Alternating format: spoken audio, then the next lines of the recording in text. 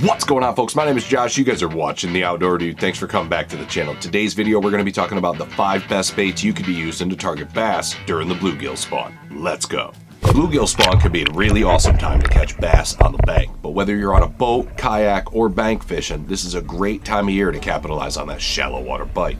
But where do you find bluegill beds? Well, bluegill typically spawn between 68 and 75 degree water. And depending on where you live in the country, bluegill can spawn up to 5 times a year if you live super far south. Bluegill beds look incredibly similar to bass beds, just a little bit smaller, and they typically use the same spawning ground that the bass were just using weeks prior. While this is a great time of year to target large bluegill, this is an even better time of year to target giant bass. Those bluegill get up in the shallows and become incredibly vulnerable to predators, and the bass that are just leaving the spawning grounds themselves are looking for an easy meal to pick up the slack from what they lost during the spawn. Now, as I just said, the bluegill typically use the same spawning grounds that the bass are using. So if you're looking for spawning bluegill and you're already paying attention to the bass spawn, then that's where you're gonna find those beds. But for those of you guys who are beginners, let's start at the beginning. So bluegill spawn in 68 to 75 degrees of water, but how deep? Well, that's typically 1 to 3 feet, but bluegill will spawn as deep as 20 feet in clear water lakes and reservoirs. But while it's possible, it's typically uncommon. And as a bank fisherman, I find most of my bluegill beds between 6 inches and 3 feet of water. Now, depending on where you're fishing, you're gonna have a lot of different bait options to fish this pattern. Now, I'm personally fishing a lot of ponds and lakes and creeks in upstate New York, and we have a ton of grassy waterways. So all of my choices are gonna be centered around grass fishing. This brings me to my next topic, bait choices. Now, while I'm talking about baits, keep in mind, to make things easier for the viewer and for me to keep track of everything, I'm gonna go top water column and work my way down. So this brings me to my first bait choice, and that's gonna be the hollow body frog. An incredibly versatile top water bait. You can fish this thing really slow, you can fish it really fast, but what I typically like to do when I'm trying to cover a lot of water and look for fish is I'm gonna fish that thing really fast. But when I get a fish, I'm gonna try to slow down and pick that area apart. Now, whether you're just popping this thing along or you're steady walking this thing around cover or right up there in the shallows and under bushes where those bluegill are typically gonna be spawning, this is gonna be a great bait to use to target bass during the bluegill. Got him!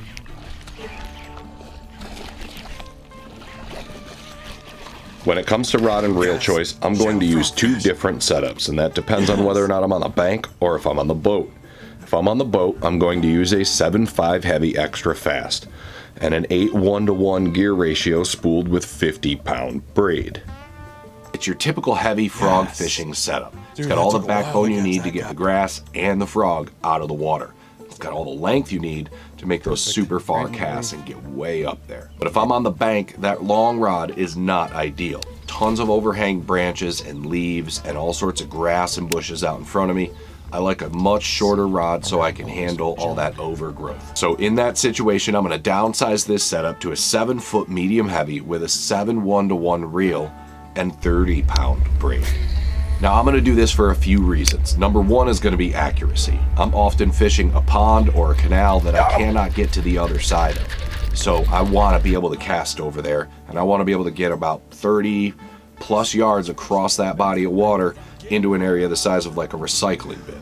So a big reason I'm choosing that shorter rod is gonna be accuracy, but as well as not getting tangled in all the stuff above and below. Now, some of you might notice I chose a 7 1-to-1 gear ratio, and the reason for that is because I need as much torque out of that reel as I can get. One thing that is often overlooked when it comes to bait casters and bass fishing reels is that the higher you go in speed, you're losing torque. But the lower you go in speed, you're gaining torque.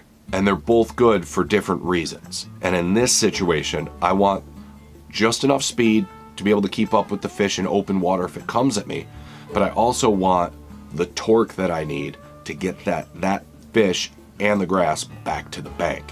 And I'm downsizing to a 30-pound braid because typically when I'm on the bank and bank fishing, I'm not gonna catch as large of a fish as I'm expecting to catch when I'm on the lake. This is upstate New York. Now, if you're in more open water situations, you're not fishing a ton of grass like this, you can still use those frogs, but another great option is going to be the topwater popper or like a walking bait, something with treble hooks, so when those fish strike at it, you guarantee a hookup. Next bait, we're going to be talking about a swim bait. And when we talk about swim baits for this technique, I'm not talking about really, really big ones, but there are a ton of different options that will work depending on where you're fishing. When fishing grassier lakes and ponds like I typically do, I like to go with a more realistic looking approach because the grass filters that water and it's typically cleaner. I really like to use the Kitech 3.8 Fat Swing Impact or the Kitech 4.8 Fat Swing Impact. And I really like to put that on a belly-weighted swim bait hook with a screw lock keeper. My favorite one so far, and I've used it forever, is going to be the VMC belly-weighted screw lock swim bait hook. It's got a triangular shaped weight to it. It's very different than a lot of the other belly-weighted swim bait hooks that I've come across. And that right there is one of the main reasons I love that hook. It's strong, the screw lock is good, most of them are, but on this one the weight comes through the grass the best. It's got that pointed head and it kind of makes its way through. Some of the other cylindrical shaped weights or any of the other weights I've used, I've got hung up on some grass. They come through it okay. I want it to come through as good as possible, and the VMC weight shape is what helps that hook come through that grass very well. Now, while I have been playing with some owners and some Googans and a bunch of other different belly-weighted swim bait hooks, the VMC is the one that I have the most experience with, and that's the one I'm going to recommend. Now, a swim bait is an amazing presentation for this technique because it looks like the fish that the bass are looking for. There's a ton of different swim baits on the market that you could be using. Use what you like, match the hatch and the colors so it looks like the bluegill the bass are hunting, then try to gain experience with it. I typically like an 1/8 ounce to a 1/4 ounce weight on that hook, mainly because when I see bluegill, they're not bellies in the dirt on the bottom. They're typically a few inches above the bed, and I'm not trying to dredge the bottom with that bait. I want to just kind of flutter there right in their strike zone and make it right there visible for bass. When it comes to rod and reels, you're going to notice a trend in this video because I'm a bank fisherman mostly, so I've learned to use a lot of the same setups for different techniques so I can minimize the amount of gear that I am carrying. And on this one, I'm going to use the same setup that I ran for the bank fishing frog setup, and I'm going to run a 7-foot medium heavy with a 7:1 gear ratio. But instead of braided fishing line, I'm going to be using 12 to 15 pound fluorocarbon. For more finessier applications, I like to throw the ball head jig and a 3-inch Kitech swim bait or a paddle tail fluke or there's a ton of different ones that will work for this.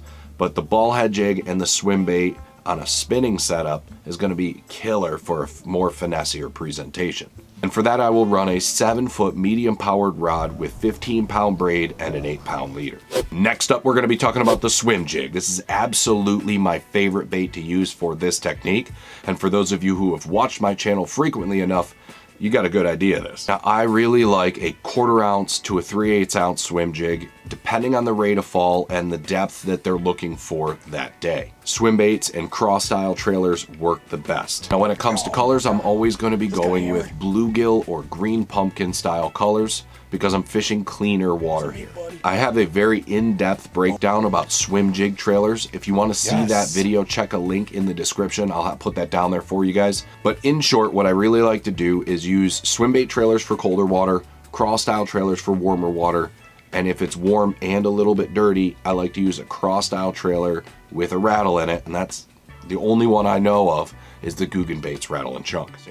Now, the reason I chose the swim jig is because it's one of my favorite baits to use. Search baits, all year fishing bait, you can use it's a very versatile bait. The particular swim jigs that I'm using are built for grass fishing, and they have a head shape that just goes through grass perfectly. And the profile of the swim jig is an ideal bait for fishing the bluegill spawn. It's got a triangular shape with the skirt coming up to the hook, like the taller bodies of a bluegill. That skirt tends to come around that bait and pulses. It's got that secondary and tertiary action when you put on the trailer. It's got everything you kind of want when you're looking to get a bass to bite your bait. And while jigs are known to catch bigger and quality fish, the swim jig does that, but it also catches numbers. Pair that jig with the right trailer at the right time, and you are bound to hammer bass during this bluegill spawn. Now, when it comes to rod and reel, my favorite selection for this is the same one that I just used for the last selection, and that's going to be a 7-foot medium heavy with 12 to 15 pound fluorocarbon on a 7:1-to-1 gear ratio. This setup is slow enough that I won't go too fast, but fast enough that if the fish runs right at me, I can keep up with him. Next up is going to be another one of my most favorite baits for fishing ponds, creeks, and lakes almost all year round, and that's going to be a spinnerbait. While I might fish this thing all the time, this bait is an absolute killer of a tool to use during the bluegill spawn. You match that up with a little bit of wind and a little bit of clouds, and this bad boy always will make an appearance. And like the swim jig, I'm going to lean to bluegill and green pumpkin colors, and I really like a 3/8 ounce when it comes to weight, and that's so I can go pretty slow without dredging the bottom, but also so I don't have to go too fast to get that thing up into the top and get it buzzing across the top of the water. And that 3/8 ounce weight is ideal for me to keep that spinnerbait in the strike zone of those bass and right where those bluegill are typically spawning. Now, I did pick this over the chatterbait, and that's because I'm fishing a lot of grass, and it is, in my opinion, that the spinnerbait is a more weedless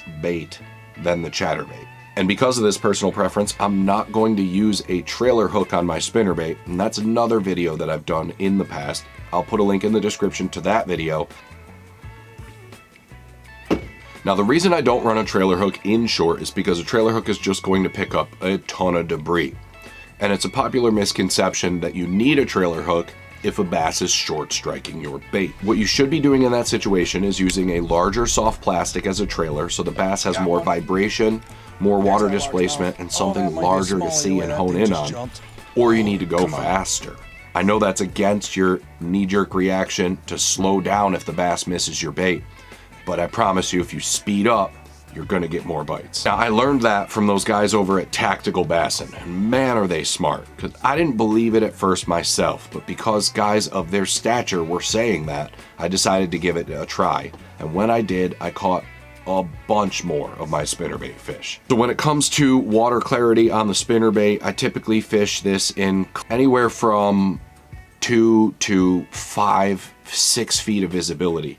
The bluegill colors, green pumpkin colors, the gold nickel tandem blade combos are one of the best that I've used. But if you have to slow down in colder water, the Colorado blades work great. If you're in muddier water, the Colorado blades work great for that extra thump. And a chartreuse is going to be perfect to stand out in that muddy water. But if you're in cleaner water, the green pumpkins are good, but you're going to want to lean towards a painted blade.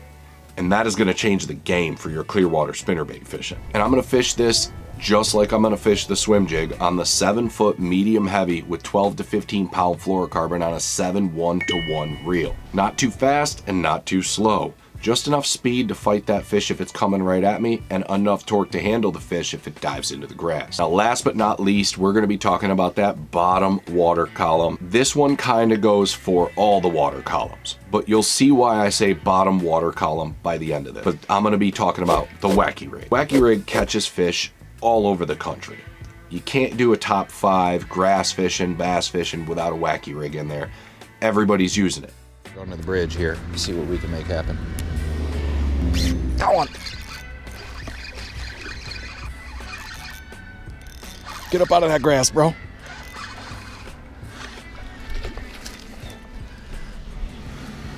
The weedless Wacky Rig is a great finesse option. A very slow falling presentation.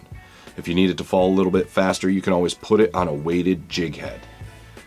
If you're in grassier areas, there's a lot of great weedless Wacky Rig options out there. Now, personally, I really like the VMC or the Guggen weedless Wacky Rig hooks up, but there are a lot of different options out there. Now, the weightless version is a perfect option for staying in and around bluegill beds and in that strike zone for a long time.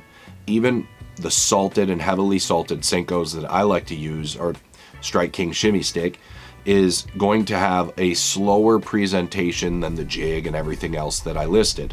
Those are more vertical moving presentations. This one is going to get in that bed and just kind of flutter and kind of hang out and just slowly fall down, And you can pop it up and let it do it again. And it spends a lot of time in the bed, which is what I really like for those finessier applications. Now this bait is perfect for skipping into all those hard to reach places, your docks, your laydowns, your bushes, and all the overhanging brush. And with all the colors out there and different people that make worms, you can pick whatever dang color you want that'll look best in your water clarity, or whatever color the fish wants that day. Now when it comes to wacky rigging worms, my favorite Cinco style bait is going to be the Strike King shimmy stick. You may have yours, next guy may have his. Don't get caught up in all the hullabaloo of who stole what and blah blah blah. Everybody makes a dang worm and they all catch fish. Find the one that you like and find the one that works best for the situation you're fishing it in. I personally like heavily salted worms for this technique, so they don't just kind of sit there in current and wind. It's harder to fish them in the wind and current when they're not heavily salted, and that's just what I personally like. All right guys, those are my 5 favorite baits for fishing the bluegill spawn. If you guys have different baits that you like to use, write them down in the comments, let me know. Smash that like button, share this thing out so we can grow this thing. Subscribe to the channel if you haven't done that already. Click that notification bell so we notify you when I do a new video, and I'll see you next time.